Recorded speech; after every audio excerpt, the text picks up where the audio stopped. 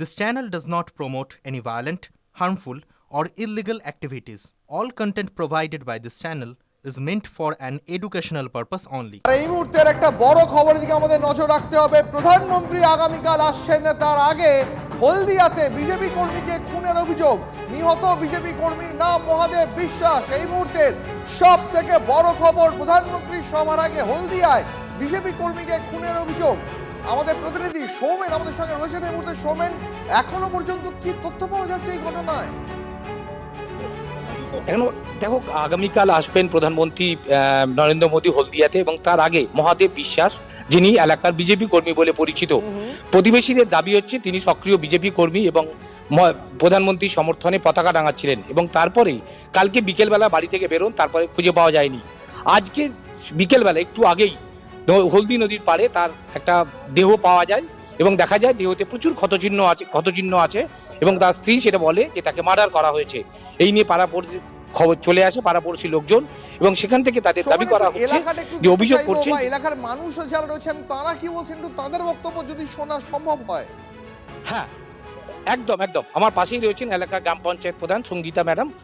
কি হয়েছে মনে হয় আপনার? না, আচ্ছা, অ্যাকচুয়ালি আমরা এখন যেহেতু আমাদের ইলেকশন পর্ব চলছে, আমরা বাড়ি বাড়ি জনসংযোগ কর্মসূচিতে ব্যস্ত ছিলাম। তারপরে ওগুলো করে আমরা গ্রাম পঞ্চায়েতে জরুরি এতে ছিলাম।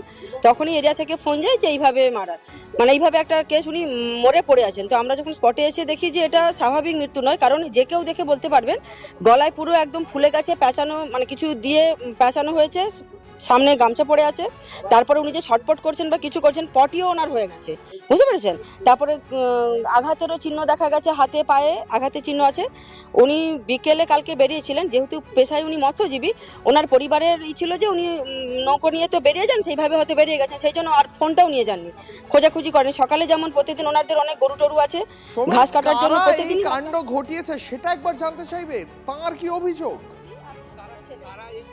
কারা করেছে মনে হয় আপনার? দেখুন, এটা তো বলতে পারবো না কারা করেছে, যেহেতু এটা ইলেকশন পর্ব। তারপরে উনি আমাদের একজন সমর্থিত বিজেপি কর্মী।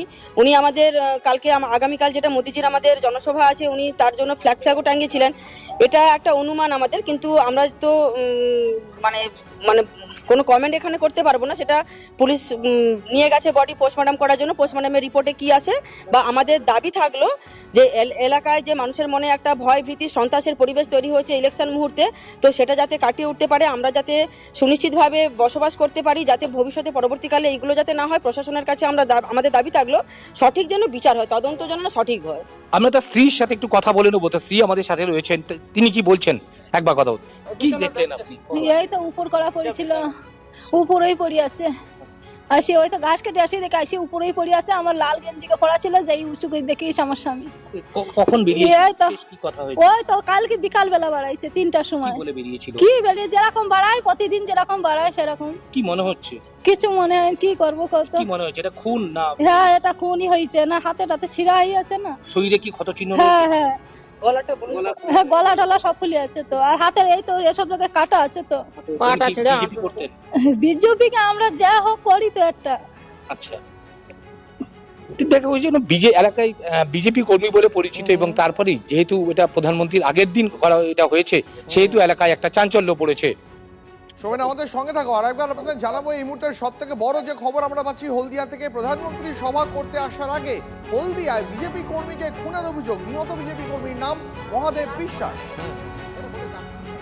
কোচবিহারের স্কুলের সামনে বোমাতঙ্ক। কোচবিহার গভর্নমেন্ট মডেল মাদ্রাসা স্কুলের সামনে চাঞ্চল্য।